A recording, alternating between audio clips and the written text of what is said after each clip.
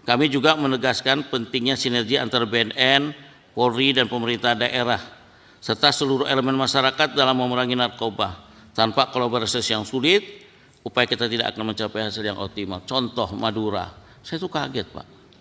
Ulama udah mulai ikut terlibat juga dengan narkotika. Coba cek benar enggak?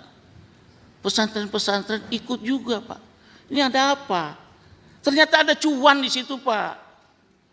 Ada cuan di situ. Cuannya banyak, bukan dikit. Nah, saya khawatir yang bermain-main ini, ya maaf ya, kita tidak tendensius. Saya khawatir yang bermainnya yang punya posisi-posisi Pak. Karena atau pembisnis-pembisnis besar. Kita harus pikirkan tuh daerah-daerah perbatasan, daerah-daerah pinggiran laut dan sebagainya. Saya nggak sebutkan lah di mananya. Itu pasti menjadi pusat perjalanan barang-barang tersebut.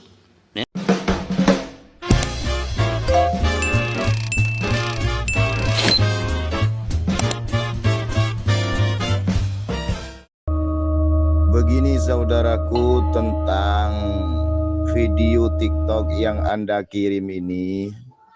Memang golongan mereka itu apabila sudah punya kesempatan seperti di Majelis DPR RI dan kemampuan sebagai pejabat besar PKS yang berstatus Habib, yang saat ini sebagian tokoh masih husnudzon dengan husnudzon buta pada nasab palsu mereka, mereka sangat merendahkan dan memanipulasi untuk menjerumuskan para kiai keturunan Wali Songo. Kenapa begitu? Karena pemangku pesantren di Madura itu mayoritas para kiai dan ustadz. Tidak ada yang dari habaib.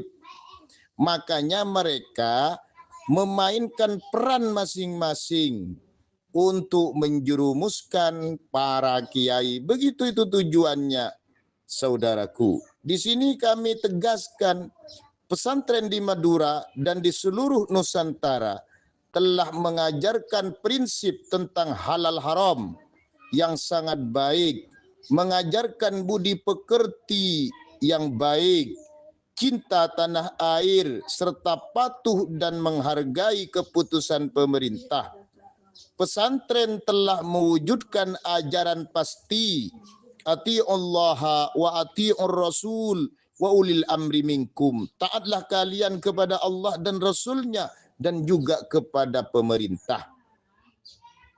Nah, pesantren juga mengajarkan nasareh tentang bahaya narkotika melalui firman Allah, wala tulku biaidikum ila tahlukati wa ahsinu. Ini telah diwujudkan oleh pesantren. Direktur Narkoba Mabes Polri. Ya.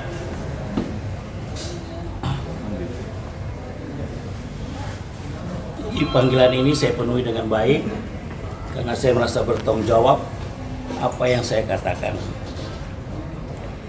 Bismillahirrahmanirrahim, saudara, kawan-kawan media dan saudara-saudara saya yang tercinta, mulai dari Bangkalan, Sampang, Sumeneb dan Pamekasan, warga Madura, ulama-ulama, tokoh-tokoh masyarakat semua. Saya harus mengatakan, saya minta maaf. Minta maaf yang dalam, karena menurut saya memang bahasa saya terlalu globalisir dan salah. Sekali lagi saya minta maaf.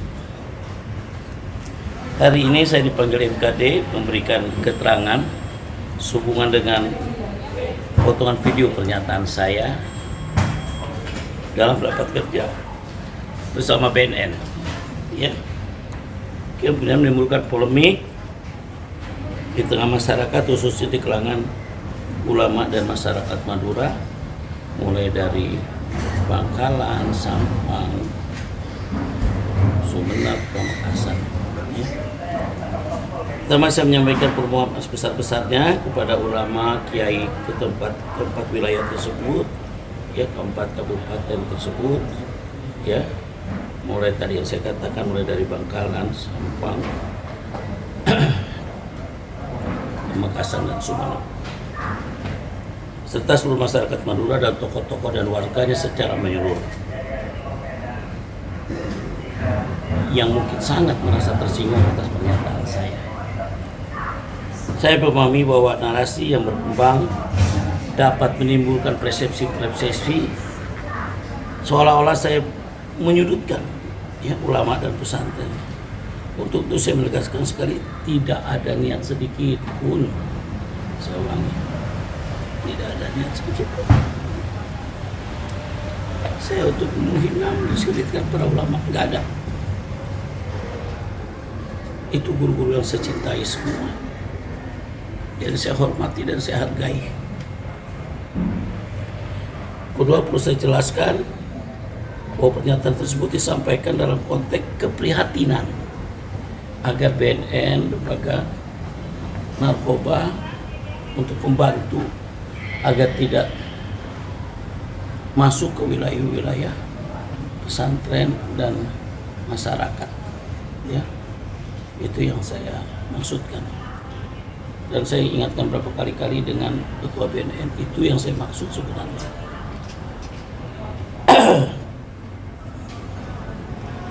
Yang saat ini semakin meluas di masyarakat, ya,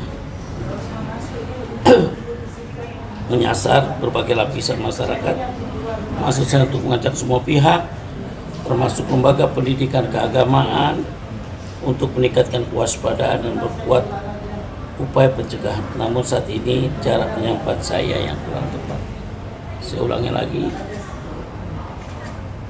pernyataan saya kurang tepat, sehingga menimbulkan multitafsir. Ketiga, sebagai bentuk tanggung jawab perwakilan bertanggung jawab saya sudah mencoba mendatangi semua tokoh-tokoh ini yang sementara ini mungkin saya wakilkan dulu. Nanti saya akan berusaha mendatangi mereka semua sesuai kemampuan saya. Saya ingin menegaskan bahwa ulama pesantren adalah pilar utama dalam menjaga moral dan akhlak bangsa. Dalam konteks pemberantasan narkoba, saya justru memandang bahwa peran ulama sangat strategis sebagai garda terdepan dalam edukasi dan pencegahan. Peristiwa ini menjadi pelajaran berharga bagi saya untuk lebih berbaik hati dalam menyampaikan, lebih berhati-hati maksud saya dalam menyampaikan pandangan luar publik. Saya berkomitmen untuk terus menjaga etika, kehormatan dan marwah sebagai anggota Dewan Perwakilan Republik Indonesia. Juga kepada Menteri PAS dan Migrasi, saya juga sudah mengucapkan minta maaf, dan saya langsung ngecek ke lapangan, ternyata ada satu lapas yang tidak terganggu narkoba di Bangli 2. Dengan kesadaran dari hati saya juga meminta maaf kepada Menteri PAS dan Imigrasi, dan saya sudah sampaikan kepada Dirjennya. Terima kasih atas perhatian rekan-rekan, semoga bisa menjadi perhatian kita semua. Assalamualaikum warahmatullahi wabarakatuh. Tadi di dalam ditanya keputusannya apa, gimana, Bib? Saya nggak dialog.